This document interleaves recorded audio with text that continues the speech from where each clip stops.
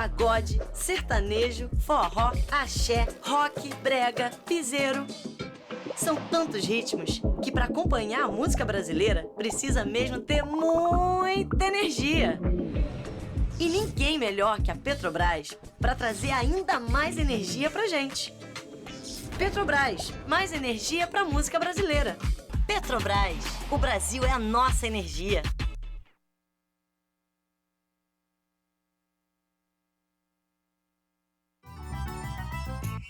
Tem o som que vem da rua, tem cinema no sertão, tem criança no ginásio com talento de montão, tem patrocínio, tem governo do Brasil em ação.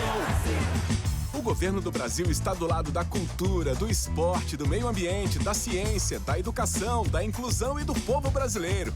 É assim que o desenvolvimento chega, a oportunidade vira realidade e o nosso país avança. Tem patrocínio, tem governo do Brasil. A música é muito mais do que soa. Conecta, transforma. É elo entre palco e bastidor. Entre sonho e realidade. Envolve gente, histórias e caminhos. E tudo o que acontece nesse mundo você encontra primeiro aqui. Quem vive de música, vive com a gente. Mundo da Música.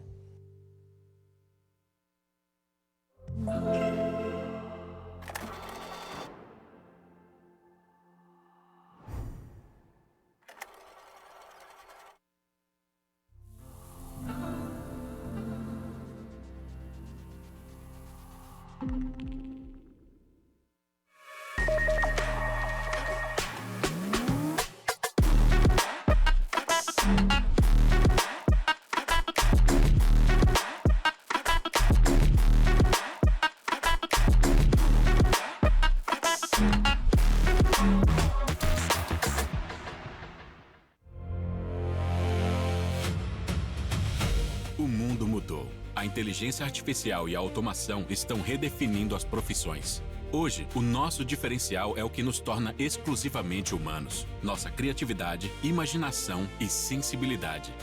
Inspirados pela fusão entre arte, ciência e tecnologia de um gênio da humanidade, nós criamos a Da Vinci. Nossa missão é provocar, repensar o aprendizado e impulsionar a criatividade e a inovação. U2C, SP2B. Não construímos apenas eventos, construímos ecossistemas para criar, inovar, empreender e construir futuros melhores. Lugares únicos que fogem do óbvio, unindo experiências ao vivo, comunidade e tecnologia. O século XXI pertence à economia da criatividade e nós nascemos para estimular essa transformação. Da Vinci, Building the Future of Learning Experiences.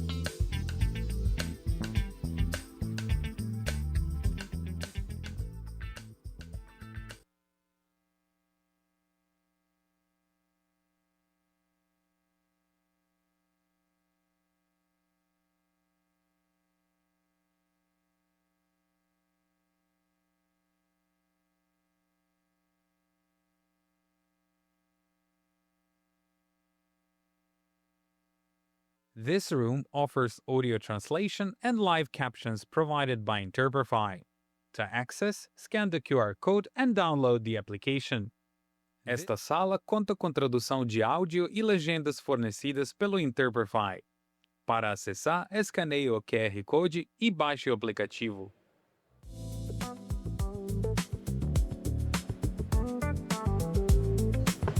Boa tarde. Boa tarde, gente. Ó, se quiser vir pra frente, vem mais pra frente. A gente vai falar sobre um tema super legal. Inclusive, é a primeira vez que a gente fala sobre esse tema aqui no U2C. Mas, antes de qualquer coisa, eu vou me apresentar. Eu sou a Laisa Nayane. Eu sou sócia e editora-chefe do Mundo da Música. Mundo da Música é um portal especializado no mercado musical. Estamos aqui pela primeira vez no final de semana no Rio de Janeiro e essa é a nossa terceira vez aqui no evento. Estamos no final de semana com uma parceria com a Backstage Lab da Camila Rebouças, que está ali. Inclusive, a galera aqui no mercado que queira saber mais pode tirar dúvidas com ela. É um canal super importante para profissionalização e, enfim, né, para incentivar cada vez mais o protagonismo dos profissionais do backstage. Sem eles, o show não acontece de jeito nenhum. Então, procure saber mais. Tem um @ aqui para vocês seguirem, @BackstageLab. Também queria agradecer aos nossos patrocinadores, BMG e Sondom, que estão conosco também durante toda a semana. Esse é o nosso quase finalzinho da nossa programação, mas a gente ainda tem muita coisa bacana para a gente acompanhar aqui, tá? Mas, sem mais delongas, vou chamar aqui para o palco agora Paulinho Lebrão, proprietário da FOH Design. Ele vai contar um pouco sobre os detalhes de como funciona esse universo de iluminação, que é super específico e super importante também para o mercado. Agora, para a gente vocês entenderem um pouco mais sobre esse mercado de iluminação, vamos aqui apresentar um pouco do trabalho do Paulinho. Paulinho, por favor.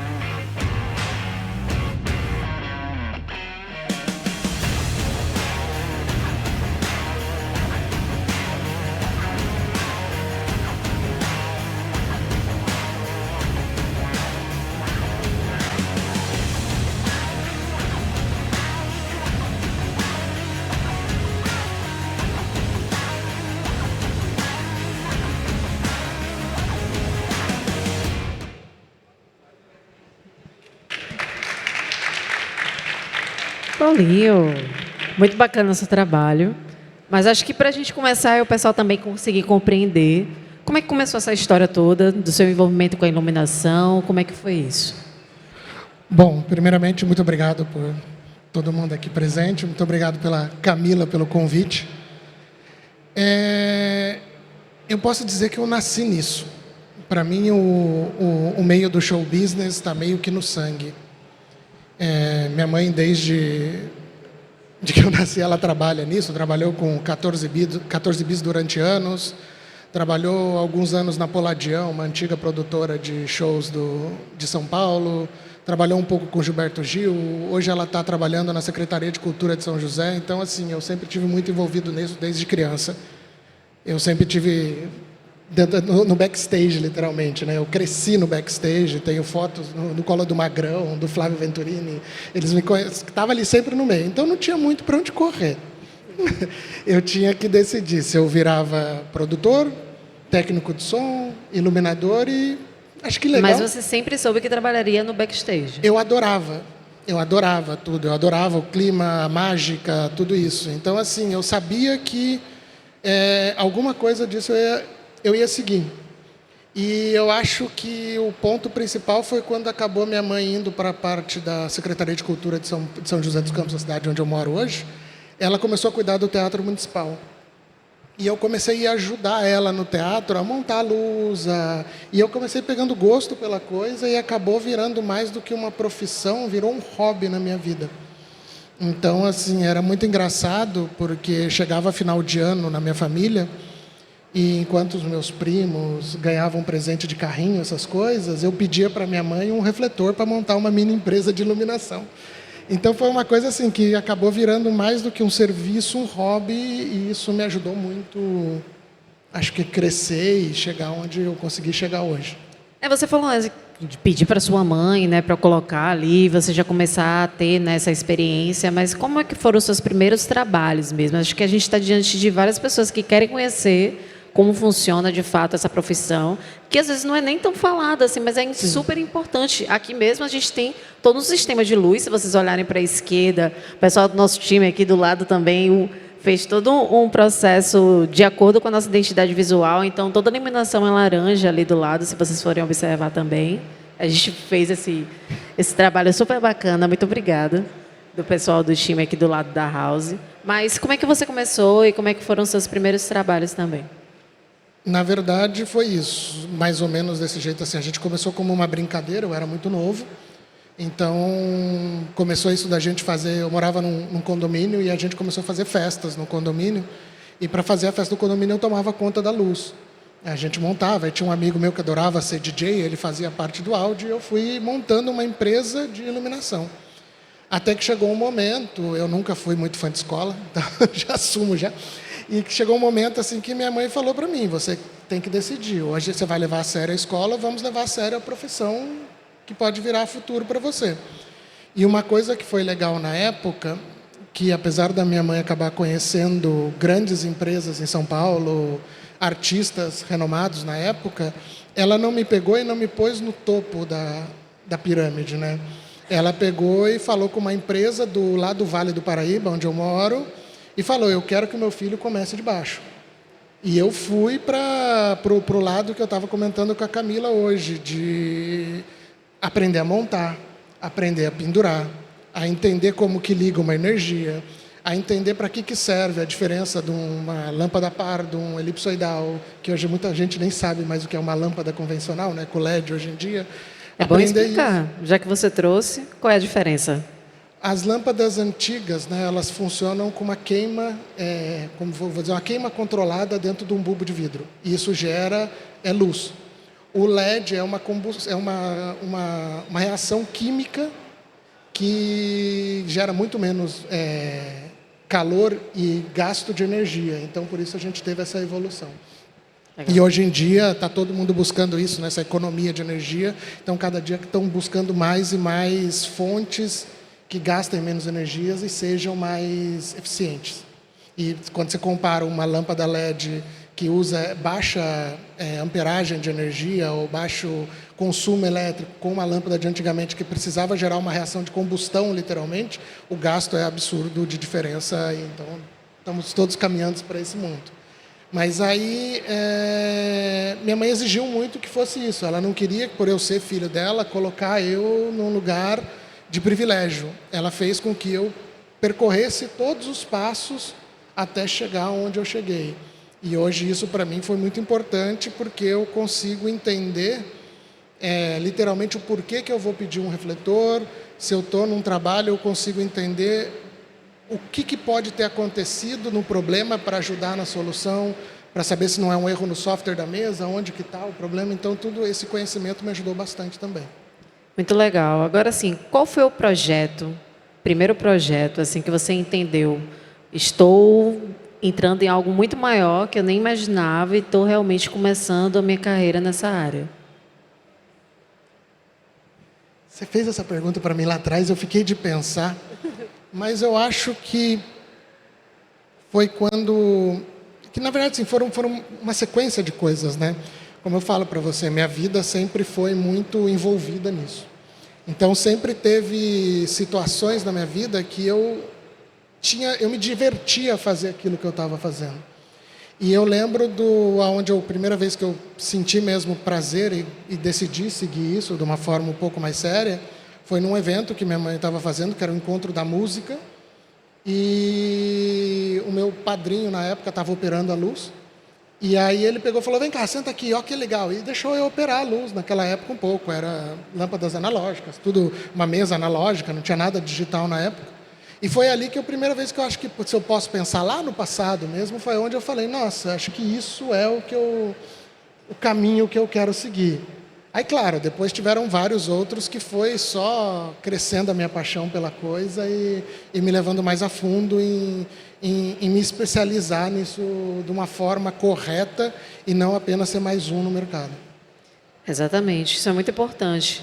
Agora, então a gente está falando só um monte de coisa boa, um monte de coisa legal, mas obviamente tem muitos desafios. Você lembra assim de alguns desafios que você passou assim no início da sua trajetória, que você poderia passar também como dica para quem está gostando de saber que existe a possibilidade de criar uma carreira nesse setor? Infelizmente, falo isso de boca cheia, nosso mercado é um mercado que ele é muito marginalizado. Então não existe hoje ainda oficialmente uma faculdade ou uma legislação que dê regras igual para você ser médico. Você não pode simplesmente levantar a mão e a partir de amanhã eu vou começar a operar uma pessoa. Você não pode dizer que a partir de amanhã você vai virar juiz e vai decidir numa corte. Não, não pode. Você tem que fazer uma faculdade. Essa faculdade você tem que fazer uma quantidade de testes, provar a sua capacidade. Infelizmente o nosso mercado ele não é assim. E 99% das pessoas que começaram, hoje estão no mercado, começaram marginalizados. Então, começaram ajudando, ou porque, de repente, um primo, um parente chamou para vir trabalhar, ou porque foi uma oportunidade de emprego para ajudar a carregar um caminhão e acabou gostando da coisa e acabou se influenciando. Comigo foi isso, foi minha mãe que acabou mostrando esse mundo para mim e eu acabei me colocando. Então, eu aprendi muito com erros. E eu quase perdi a vida nessa brincadeira toda, porque a gente começou a trabalhar, né? E como eu era o menor de todos, né? Eles nunca te põem no lugar de privilégio. Sempre tem o cara que manda, então eu era o pequenininho, eu começava, então eu tinha que montar. E isso eu estou falando do finalzinho dos anos 90, comecinho dos anos 2000, não tinha ainda essa política de segurança no trabalho, de segurança de montagem. Então, a gente subia, andava em estruturas a 10 metros de altura, 8 metros de altura, sem segurança nenhuma. Então, eu subia no palcos de interior, você vai ver essas festinhas de interior, são palcos precários, a gente andava nos palcos precários, fazia ligação de forma correta, e eu estava fazendo um serviço em Caçapava, que a gente desmontou todo o sistema, carregamos todo o caminhão, e na hora que a gente olhou para trás, ficou um cabo de aço de segurança preso no teto.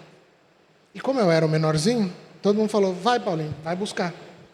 Cansado, tinha chovido. Eu lembro que eu subi. Daí eu acordei no hospital. Eu caí de 7 metros de altura no chão, bati na quina do palco de cabeça e fui pro chão. Os meninos falaram na época que foi uma cena horrível, todo mundo achou que eu ia morrer. Mas, como dizem, né, graças a Deus eu estou aqui para poder contar essa história. E a partir daí foi uma revolução, principalmente ali na região onde eu trabalhava, que todo mundo começou a buscar como que podia criar uma situação de segurança. Então, a minha mãe, de novo, ficou maluca com a situação, então me botou num treinamento de alpinismo para eu poder aprender a subir em estruturas. Eu acabei gastando um dinheiro comprando cinto de segurança, mosquetões, que naquela época nem as grandes empresas você tinha muito essa cultura. A gente está falando isso no final da década de... Final de 90, comecinho de 2000.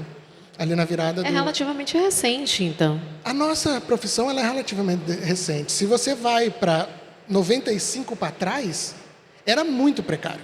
De 90 para trás, era praticamente artesanal a coisa. Hoje, depois que eu acabei estudando, conhecendo pessoas maravilhosas nesse meio, o mercado teve a sua primeira evolução mais ou menos nos anos 93, 92, que foi com uma época que uma empresa chamada Sunshine resolveu importar um equipamento gigante de alta qualidade para o Brasil. Porque antes eram tudo coisas feitas, principalmente em teatros, eram coisas feitas aqui no Brasil, dando jeitinhos. Então, o pessoal montava estruturas, ligava a energia, a regulamentação da NBR hoje, que é a norma técnica de eletricidade, essas coisas, é recente. Ela não é antiga no nosso mercado. Então, assim, você pegava empresas de grande porte no começo dos anos 2000, ninguém usava aterramento, as estruturas eram sem segurança, fatores de segurança, e a coisa está cada dia mais e mais caminhando para não para perfeição, porque, de novo, por a gente não ter esse lado da legislação a favor da gente, o nosso mercado acaba pegando regras de outros mercados. Então, assim, o que é mais próximo do nosso? Construção civil. Então, muitas das regras que correm sobre a gente é construção civil. Então, eles forçam o meio da iluminação, por exemplo, a usar o conector padrão brasileiro, que não é um conector projetado para montar, desmontar, tomar chuva, porrada, não. Existem conectores fora do país que são feitos para isso, mas as empresas não podem usar porque a legislação regra a NBR brasileira, que exige que seja o conector que a gente chama de Dilma, que é o conector que foi criado na época da Dilma, que é os 3 pinos nossos. Só que ele não é feito para isso, então dá muito problema, vazamento de energia, quebra fácil. Aí vão várias coisas assim, que entram na nossa legislação, que está andando a cada dia mais, que eu fui aprendendo com o tempo. Então, eu posso dizer que eu peguei o finalzinho da fase obscura e o comecinho da fase que hoje a gente tem hoje da segurança. Você vai numa montagem, está todo mundo de cinto, capacete, você tem que ter a NR tal para poder montar. Então, assim, você vai num show, num festival do Rock in Rio, tem o cara da segurança do Ministério do Trabalho lá, olhando, analisando, pedindo documentação, coisas que não aconteciam há anos atrás. E eu peguei o finalzinho disso.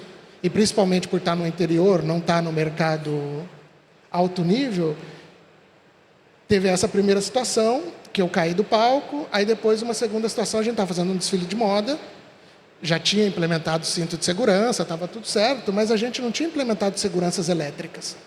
E eu estava numa reta de box truss, assim, com umas 200 e poucos lâmpadas pares, e eu subi para afinar, e aí eu sentei no box, travei o cinto, senão eu tinha caído de novo. Travei o cinto, os meninos foram lá atrás e ligaram a energia. Falou, vamos começar a afinar. Afinar, que a gente fala, é pegar o refletor e focar onde ele precisa estar focado. Eu falei, tá bom. Do jeito que eu me virei, encostei na estrutura da casa, ali eu fiquei. Sorte que a gente estava afinando em 2, para afinar mais rápido. O menino que estava do meu lado viu o que estava acontecendo e literalmente me deu um chute no peito, que foi onde eu soltei da estrutura, fiz que nem um estilingue, né? Porque eu soltei, o cinto me puxou de volta, eu bati no box e acordei, eu estava deitado em cima do box. Aí, de novo, foi outra revolução no mercado lá na minha região, que todo mundo começou a rever as questões elétricas, tomar mais cuidado. Você tem falado muito sobre sua região. Sua região é qual? São José dos Campos, Vale do Paraíba, São Paulo. Muito legal. Então, começou muito isso. Então, eu acabei passando por toda essa parte que me fez, hoje, entender bem do mercado que eu estou envolvido, vamos dizer assim. E também você falou no início, ali no nosso papo, dos diferenciais sobre o seu trabalho, né? Imagino que, obviamente, essa parte da segurança do trabalho seja também um dos principais diferenciais hoje em dia. Hoje em dia, a gente, com a popularização da tecnologia, o que acontece é que o acesso a softwares, inteligência artificial e outras coisas, acaba deixando o mercado muito atrativo. Então, assim, você entra hoje num site de um fabricante e baixa um software que ele simula o palco inteiro, em 3D, como se fosse um videogame. E as pessoas acabam montando projetos sem ter uma ideia do que realmente é. Que a gente brinca muito, no 3D é fácil, né? O movem voa, a luz voa, a estrutura voa. Na hora que você vai para a realidade, você tem que entender como você vai fazer isso. Então, por ter um pouco desse conhecimento, não sou um especialista em rigger, tanto que, assim, até a empresa hoje a gente divide muito os setores, porque não dá para você ser um especialista em tudo, você dizer que sabe de tudo, impossível. Mas o pouco que eu sei que na hora de montar o meu projeto, eu tenho que conhecer o lugar e olhar para cima e saber, eu vou poder pendurar? Eu vou poder botar aquele refletor ali para fazer aquele efeito que eu quero? Entendeu? Beleza, eu vou montar tudo isso, mas o local onde a gente vai fazer o show tem capacidade elétrica para suportar tudo isso? Ah, não, a gente vai ter gerador. Não, não vai. Então, assim, foi sempre um estudo que eu tive por trás. Inclusive, eu lembro que quando a gente já estava um pouco mais, já tinha uns 5 anos de carreira, mais ou menos, uma companhia de dança viu o meu trabalho que eu fazia com bandas locais e me chamou para poder fazer o espetáculo deles, que queria algo diferenciado. E foi a primeira vez que a gente fez um espetáculo de dança 100% com Moving Light. Eu acredito que pode ter sido no Brasil. Não tinha um refletor convencional. Eu tinha só Moving Light no espetáculo inteiro. Estou falando dos anos 2003, 2004, mais ou menos. 100% Moving Light. E quando a gente chegou no teatro para montar, o Teatro de São José, é um teatro antigo.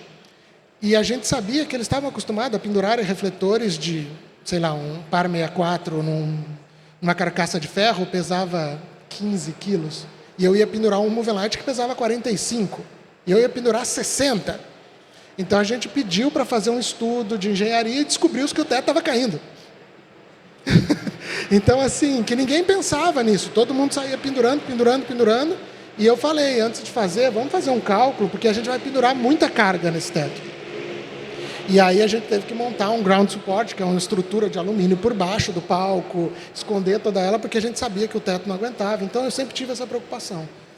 Agora, me bateu aqui uma curiosidade, imagino que talvez tenha passado na cabeça do pessoal aqui.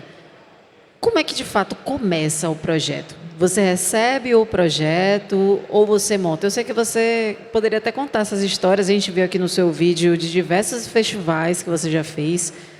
Rock in Rio, Lollapalooza, são coisas gigantescas dentro da sua trajetória. Mas como é que é? Você monta diretamente com o Rock in Rio, por exemplo, ou com um artista específico? Como é que funciona na prática esse projeto para você fazer e aplicar? A minha carreira, de novo, eu falo para você, ela foi passo a passo. Eu posso dizer que eu não pulei nenhum passo e eu sempre tive muito empenho em cada passo que eu passei. Então, hoje, a minha empresa ela é dividida em 3 partes. Que foi praticamente a minha história que eu fui passando e cada passo, quando eu resolvia mudar de degrau, eu precisava colocar alguém para cuidar do degrau que eu estou deixando vazio.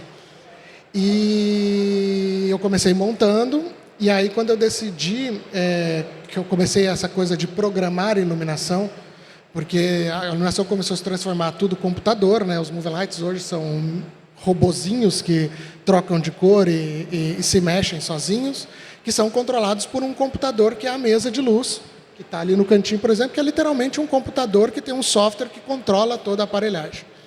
Então, com essa evolução do mercado de aparecer isso, apareceu uma carreira que eu via muito lá fora, que era o programador.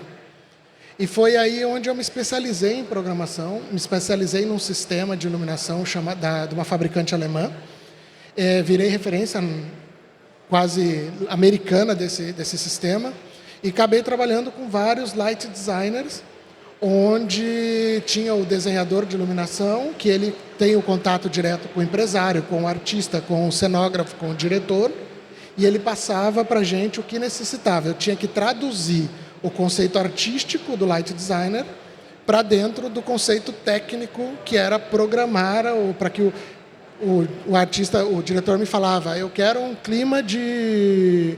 O diretor falava para o light designer, eu quero um clima de céu. Aí o light designer virava para mim, vamos fazer o seguinte, vamos usar o refletor tal, para fazer esse clima de céu, colocando assim, assim, assim. Eu tinha que pegar esse conceito dele e traduzir para o 0101010101 dentro da mesa. Então eu me especializei nisso, acabei trabalhando com vários designers. Nesse meio do caminho, a gente viu que a complexidade dos sistemas de controle começaram a se tornar tão grandes e que teve a oportunidade da gente cuidar do sistema de controle do Rock in Rio. Na verdade, isso começou com o Festival de Barretos. De Barretos, a gente passou para o Lollapalooza, o primeiro Lollapalooza que teve, depois foi para o Rock in Rio em 2015. E hoje, no Rock in Rio, a minha empresa presta serviço como gerenciamento de sistema de controle. A gente não faz a parte de design. A parte de design vem da Woodruff Bass Design, que é uma empresa inglesa, que toma conta de Rolling Stones, Lady Gaga, entre outros. E eles que fazem toda a parte de desenho, só que um festival ele é diferente de um show especial de um artista. Porque o desenho de luz de um festival, o sistema de controle de luz de um festival, tem que ser um sistema de luz ou um desenho de luz que atenda vários artistas. Eu não posso fazer uma coisa muito conceitual, porque a Beyoncé vai vir com a turnê dela. E ela quer fazer o show dela. Então, eu tenho que ter uma planta de luz que seja flexível para atender todos os artistas. E a mesma coisa acontece no sistema de controle. E a gente desenvolveu, junto com essa marca Emelight, uma forma de usar o sistema deles de controle que virou padrão e hoje a gente faz Rock in Rio, Lollapalooza, vários festivais no Brasil. A gente faz Rock in Rio Lisboa agora, mês que vem. A Rock World trouxe a gente para dentro da Rock World, a gente atende The Town, entre outros, com essa complexidade que os artistas se sentem super confortáveis em ter um sistema extremamente complexo que eles conseguem trazer o seu show para dentro de um festival, onde você tem literalmente 4 shows dentro de uma noite. Diferente de um DVD ou de um show de um artista, onde você tem o palco montado para ele, o sistema de luz montado para ele. O Rock in Rio você tem que atender 4 artistas, que muitas vezes o Rock in Rio se transformou numa situação que é muito importante para todo mundo, não só para os brasileiros.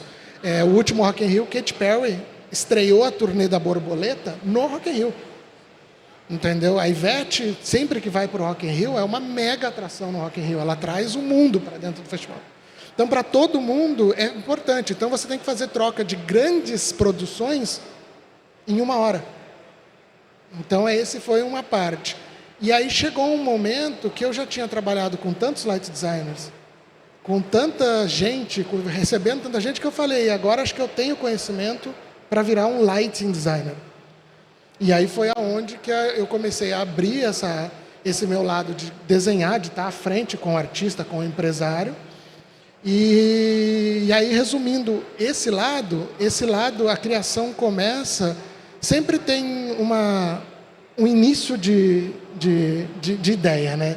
Normalmente isso vem do artista, ou vem do diretor criativo, ou vem de uma referência, e a partir disso a gente desenvolve e cria, muitas vezes, alguma coisa específica para o artista, muitas vezes o artista deixa a liberdade para que a gente entregue algo para ele diferente. Recentemente a gente teve um pedido muito legal que foi do Felipe Ret, onde o artista chegou para o Tito, que foi o diretor, e falou: Tito, eu quero um antes e um depois no trap nacional. E a gente acabou desenhando um palco para o Felipe Ret, onde a gente trouxe um sistema de automação de fora do país, ele voou em cima do público, foi uma coisa muito diferente do que se fazia. A gente criou um roteiro, que nem o Edu estava falando, para o Felipe, e para o Felipe foi difícil entrar no roteiro, porque ele era esse artista que subia em cima do palco e cantava. Então a gente teve que contar para ele que, para poder ser diferente e o público sair impactado, a gente precisava contar uma história. E a gente precisava, não adianta você chegar na primeira música e eu estourar todos os fogos, mover toda a luz, fazer tudo, porque a partir da segunda música não tem mais o que você ver. Então a gente foi contando uma historinha, música a música, ato a ato, até chegava um momento que o painel central da passarela despregava e saía voando para o público. Então eu não usei isso na 20ª música. Então, assim, foi difícil a gente implementar isso, mas foi um antes e um depois no trap nacional. E é a luz como linguagem artística, né? Sim. E aí eu queria que você falasse um pouco sobre esse processo do estudo que você faz para transformar a luz em uma linguagem artística, e também que a gente tivesse esse resumo claro. Você faz um monte de coisa, mas a sua empresa é dividida em 3 frentes. Então, hoje você atua em quais são essas 3 frentes? Eu acabo cuidando de várias. Porque o que acontece? A gente está dividido, mas, por exemplo, quando a gente tem um evento muito grande, atender um cliente internacional, como Woodruff Bass Design, Durham Merengue, que a gente vai fazer Jogos Olímpicos ou mega produções na Arábia Saudita, eu acabo indo programar. Porque eles têm uma confiança de mim, em cima de mim do passado, então eu acabo tendo que programar para eles. O Rock in Rio, por exemplo, quem cuida é um dos meus sócios, o Nicolas, por exemplo, mas o Rock in Rio exige que eu esteja lá.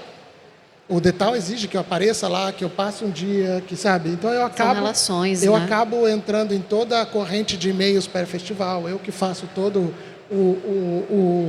o contato inicial com a produção, eu que acabo junto, em cima do Nicolas, falando para ele, desenha o sistema assim, assim, assado. Mas hoje a gente conseguiu dividir isso. Hoje é quase eu não programo, quem programa é o Wanderson, um dos meus sócios também. Ele faz o Web Summit, faz várias outras coisas. E eu me foquei, hoje eu me foco mais na parte do design. Eu falei também sobre a questão da linguagem artística, que a gente está falando do Felipe Ret. A linguagem artística, hoje, na parte do design, por exemplo, a gente tenta sair do óbvio, que é uma coisa que eu tenho tentado e tentado criar muito a minha linguagem. Infelizmente, de novo, o mercado, por ele ser um mercado, por falta, a gente estava até conversando, eu e a Camila, por falta de estudo, por falta de buscas, as pessoas acabam não criando coisas novas, mas tentando pegar aquilo que já foi feito e usar como referência. E é uma coisa que eu tento muito com meus artistas, quando eles chegam, olha esse show que eu trouxe. Eu falei, tá, muito legal, mas a gente vai fazer diferente. Entendi o que você quer, mas vamos buscar uma forma diferente. E aí é entender também o que o artista é. Ele é um artista que vaidoso, então eu tenho que deixar ele muito iluminado. As divas, sabe? Todas as divas que eu já iluminei na minha vida, você tem que deixar ela perfeitamente iluminada. Porque uma pequena sombra já vira uma crise. Entendeu? Então, assim, mas já você pega um artista os sertanejos também são bastante vaidosos, então também tem essa coisa que você não pode deixar ele no escuro, que a foto de qualquer Instagram, qualquer lugar tem que estar perfeita, ele não pode aparecer azul, vermelho. Já é o contrário com a galera do trap. Eles não gostam de aparecer.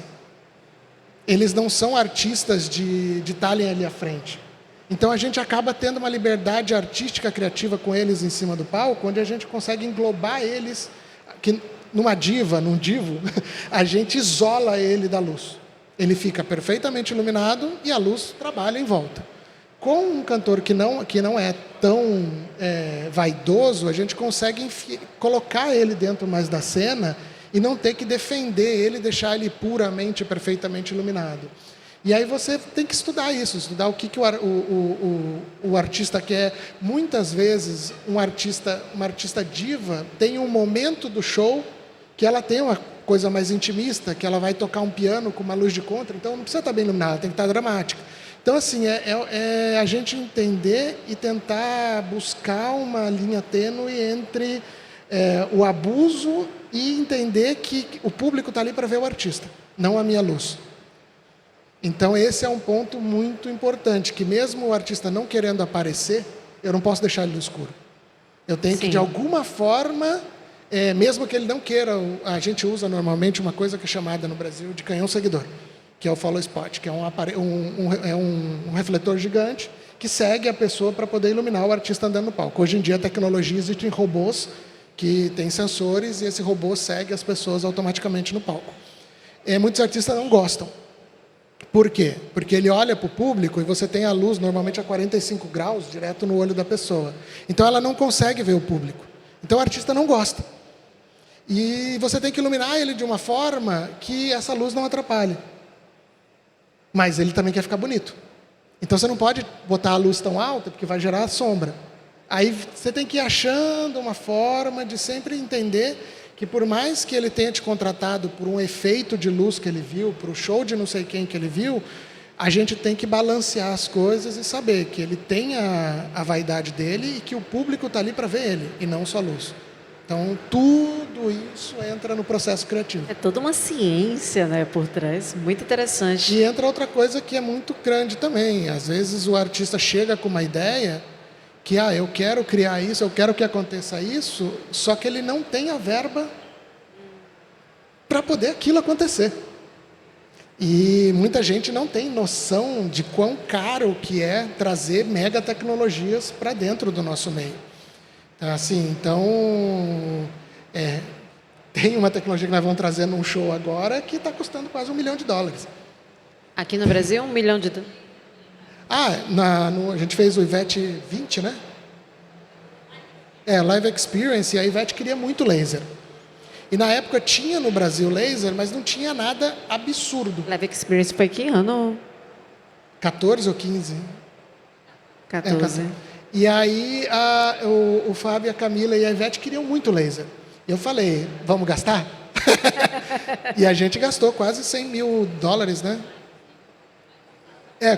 Foi mais de 100 mil dólares para trazer 8 máquinas de lasers que não existiam no Brasil.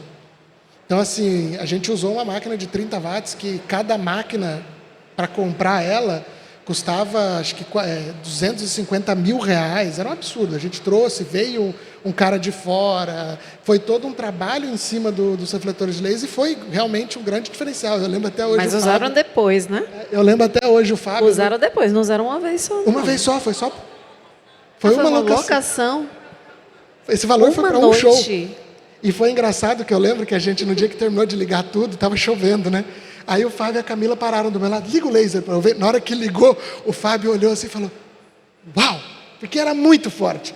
Mas foi uma grande diferença que a gente já teve. Eles tiveram que assinar um contrato com o pessoal da câmeras, porque o laser era muito forte. Foi muito legal, mas assim, a gente trouxe uma coisa diferente. Sim, sim. E foi a mesma coisa com o Felipe Rett. A gente trouxe uma automação, que não existe sistema de automação de alto nível no Brasil. Então, eles vieram de fora. Foi gasto fácil aí, quase $500 mil para trazer isso tudo. Além do seguro, né, Camilinha? Porque se tiver um problema com esse material... Sim. Então, assim, é tudo isso. E, então, um jogo entre entender o sonho do artista, entender a expectativa dele, entender a vaidade dele, entender o budget, a capacidade de pagar, de gastar, entendeu? E tentar chegar numa coisa que, por exemplo, a última turnê do Júnior, ele queria uma coisa super moderna e pop, porém de baixo custo. E a gente conseguiu entregar. Tem aqui um trecho, né, que mostra o show do Júnior, muito legal. Muito legal. Agora, teve um trecho, você está falando coisas super legais aqui, mas teve uma parte assim, que me chamou muita atenção. Rock in Rio quer muito que eu esteja lá. Lollapalooza, um evento determinado, eu tenho que estar lá. É uma relação de, obviamente, muita confiança, mas, por exemplo, você é um profissional que já está super estabilizado no mercado, super sólido, é referência, mas para quem não tem isso, para quem não é dessa área, qual é essa porta que entra para ter essas conexões e iniciar uma carreira nesse setor? O mercado brasileiro, ele é muito... Não é o mercado brasileiro, acho que o mercado desse tipo, ele é muito pessoal. Então, 90% dos artistas acabam me chamando porque gostam do meu trabalho. E aí eu acabo gerando confiança com empresários, com artistas, com pessoas. E mesmo que eu fale, a minha equipe é competente, o artista quer te ver. Ele quer que você esteja, ele olhe para a House Mix, oi Paulinho, só isso. Eu posso não ter feito nada. Ele olhar para a House e ver que eu estou lá, é a mesma coisa. O light designer, o Terry, hoje, que a gente já... o The Town do ano passado, eu não estava, porque eu estava junto com o Pedro Sampaio. Então, eu precisava focar no show do Pedro Sampaio, e a minha equipe fez sozinho o The Town. Foi um teste para ver se o Terry, que era o light designer, que é um inglês, tinha confiança suficiente na minha equipe sem eu estar presente. Mas eu estava em cópia de todos os e-mails, eu tive que ir no primeiro dia, no segundo, para ele se sentir confortável para rolar. Esse ano, por exemplo, a gente já fechou Rock in Rio, e Rock in Rio Lisboa, eu não estou indo. Porque eu estou com um projeto grande aqui no Brasil, que eu tenho que, de 7 dias por semana, estar no local, e aí a minha equipe que está indo para lá. E ela já está sendo bem aceita, mas assim, vários projetos que acontecem, vamos fechar, vamos, mas eu não posso. Posso mandar meu sócio, que também é light designer, eu vou supervisionar. Mas você vai estar no dia? Tem esse pedido, então acaba acontecendo isso pela confiança, pelo carinho, pela coisa de estar ali junto com o empresário, o artista, o produtor ou o diretor que seja. Claro, mas aí que entra um detalhe.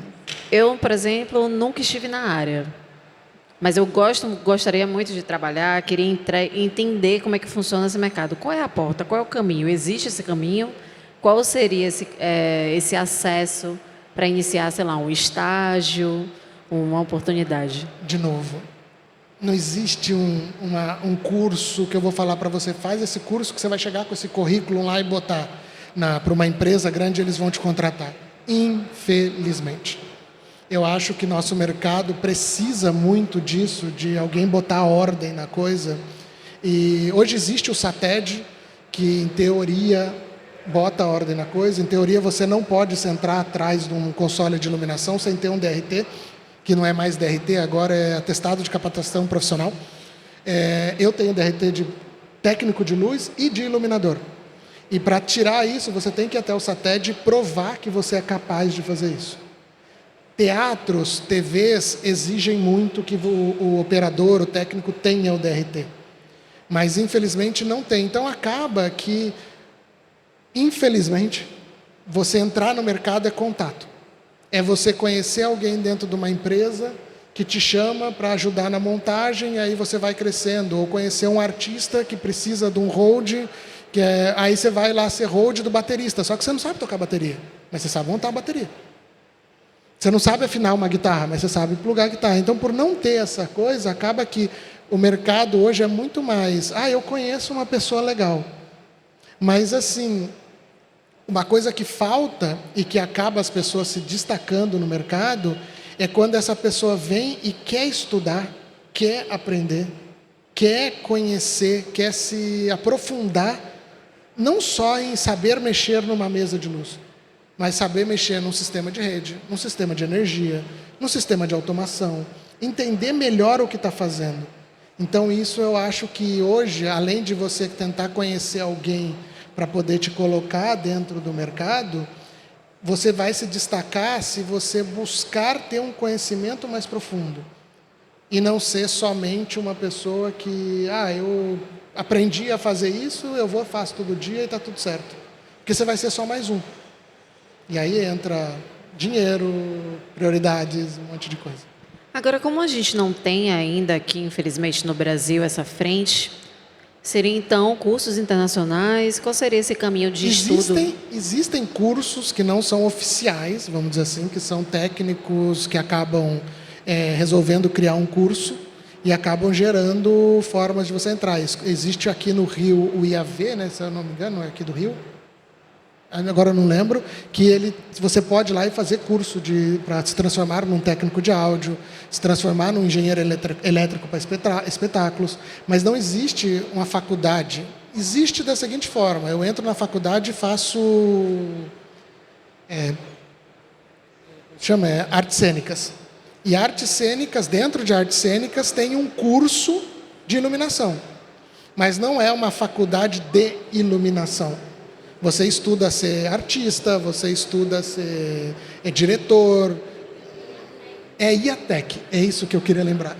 Isso que eu queria lembrar. Eles, por exemplo, são uma dessas frentes hoje no Brasil que estão tentando profissionalizar e dar um treinamento oficial para os técnicos. Eu sei que eles fazem algumas ações até envolvendo a Fundição Progresso, né? Isso, mas o problema é esse, que como não tem uma legislação que exige que o técnico tenha uma formação mínima para fazer aquilo, acaba que 90% do mercado vem da marginalidade e de começar de um outro jeito.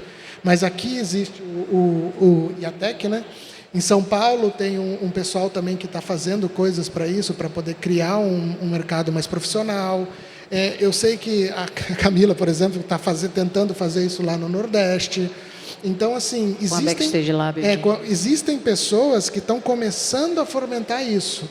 Mas o grande buraco é que falta intenção e vontade dos técnicos para que venham buscar conhecimento. Também. Então, não é apenas para quem está começando, né? Mas para quem já está no mercado. Para quem já está no mercado. Porque você imagina que hoje, você montar uma luz num palco, muitas vezes você está ligando um sistema de energia que tem altíssima amperagem, que tem altíssima carga elétrica, você está pendurando toneladas na cabeça de pessoas. E, claro, você tem nos grandes e médios shows responsáveis, que são engenheiros, que assinam essa engenharia toda. Mas você vai para o mercado paralelo e de interior de pequeno porte, são pessoas que não têm ideia de engenharia, são pessoas que sabem que se você pegar os 2 fios e colocar, ele vai acender, mas o porquê que você tem que colocar os 2 fios, por que tem um aterramento, por quê, não sabe. Entendeu? Você vê no interior do país, infelizmente, pessoas subindo em estruturas e montando iluminação de chinelo e bermuda. Entendeu? Então, assim, falta um pouco disso. É um mercado muito legal, porque acaba que o que acontece, pessoas sem grandes estudos, grandes faculdades, ganham um bom dinheiro. É um mercado que dá muito dinheiro. Então, acaba chamando a atenção de muita gente. E por você estar ganhando um certo nível de dinheiro, você não quer estudar mais, você não quer ter o trabalho de se aprofundar na coisa. E isso reflete muito no nosso mercado. É uma pena, né? É um desafio para o setor. Mas imaginando sobre o futuro do mercado, assim, o que você imagina? Você citou muito sobre inteligência artificial, os robôs que seguem as pessoas no palco e tudo mais, mas o que você imagina que será o futuro do mercado da iluminação? Eu acho que o futuro hoje, da parte de inteligência artificial, é o que eu brinco muito com a minha filha, que está começando com essa coisa de inteligência artificial. Eu falo para ela, você não tem que jogar o que você quer, receber a resposta e usar. Você tem que entender o porquê que veio essa resposta. E o que está acontecendo muito hoje no nosso mercado é que os técnicos com a inteligência artificial geram plugins, geram ferramentas que eles puxam para dentro do sistema de controle sem realmente saber o que aquela ferramenta faz. Ele clica na ferramenta, a ferramenta pergunta qual moving light ela quer que gire, você fala o 10, ele gira.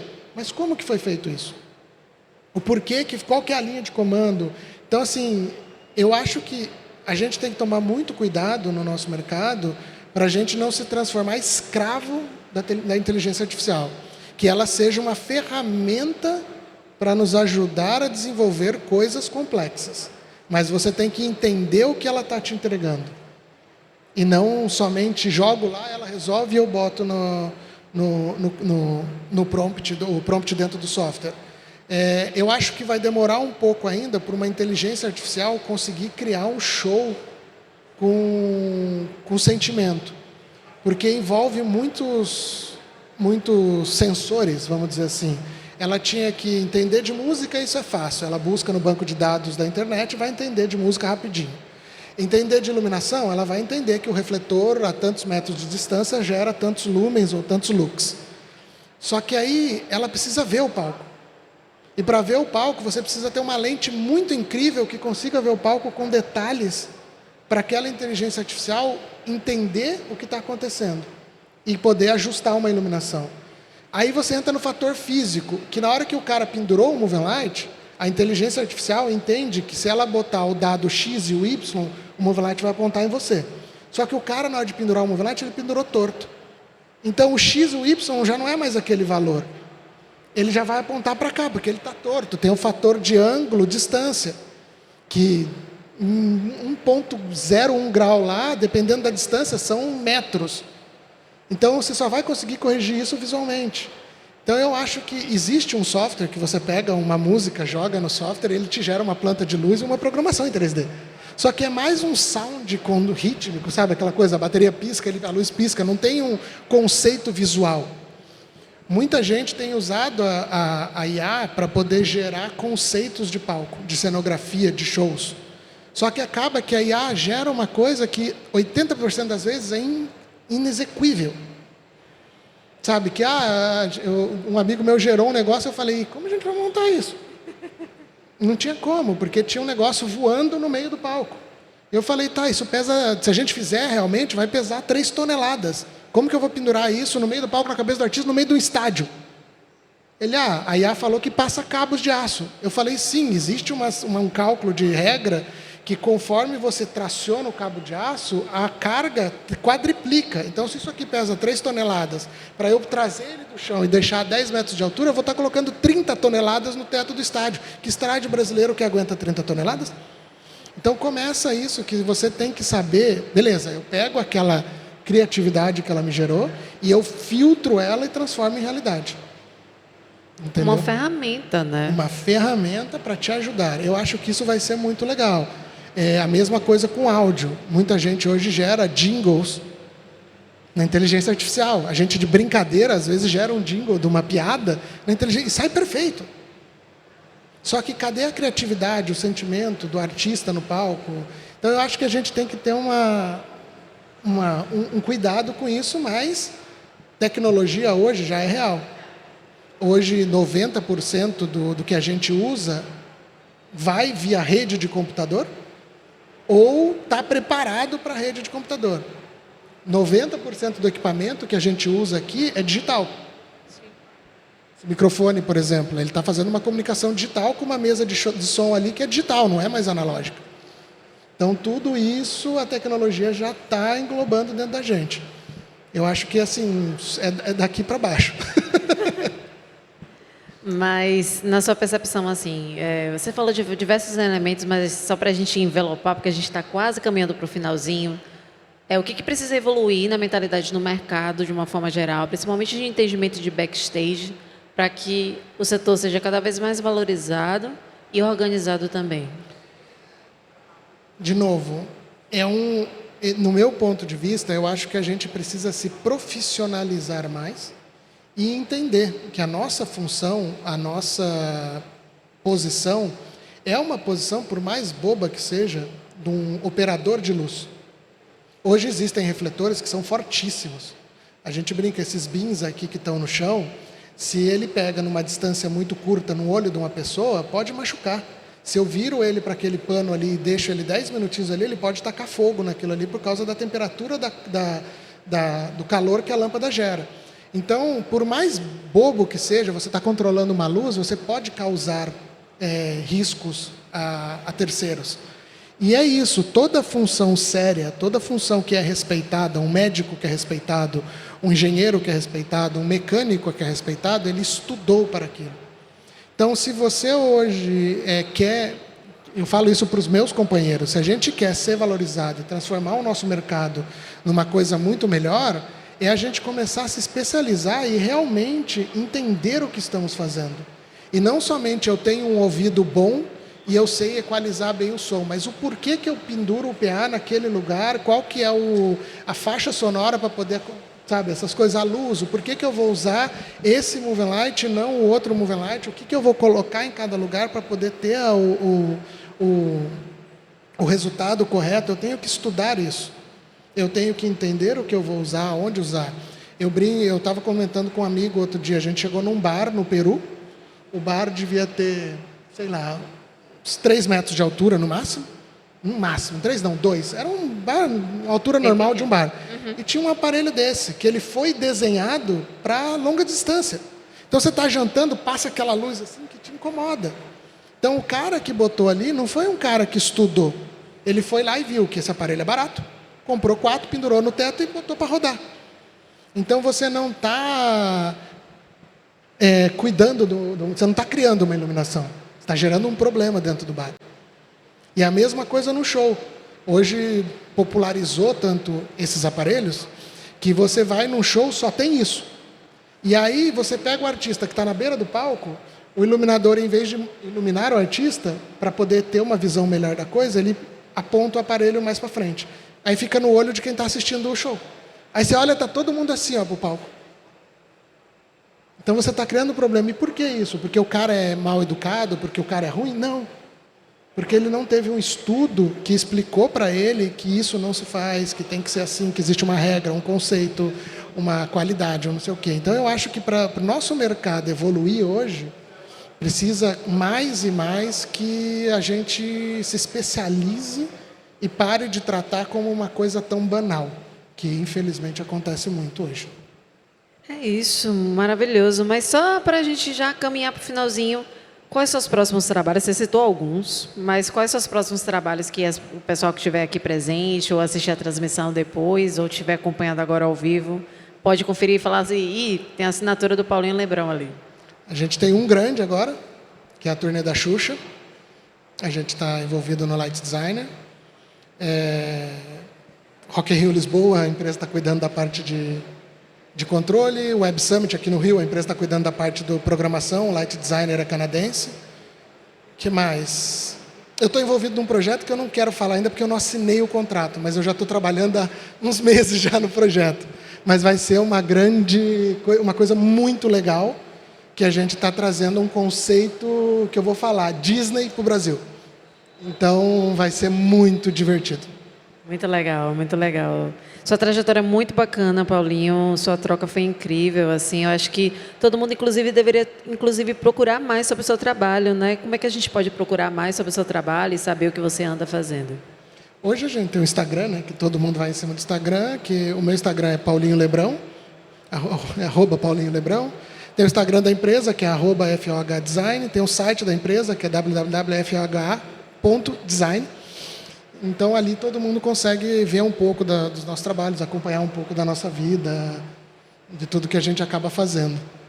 Maravilhoso. Paulinho, super obrigada pela troca, foi incrível. Conheci muito sobre esse meio que até então eu sabia um pouquinho, mas obviamente ouvindo de um especialista é muito melhor. Eu espero muito que essa galera nova que tenha vontade de vir para o nosso mercado venha com essa força de querer mudar. E não somente entrar na internet, baixar um vídeo, ver um 3D e já aprender a mexer, que é o que a gente brinca. Aprendeu a mexer na mesa, já virei iluminador. Vai entender o que é, vamos somar. Porque quanto mais a gente somar, mais a gente profissionalizar, mais respeito, mais dinheiro, mais segurança, mais tudo no nosso mercado. Perfeito. Muito obrigada, Paulinho. Boa tarde. A gente volta às 2h30. Obrigado a vocês. Obrigada.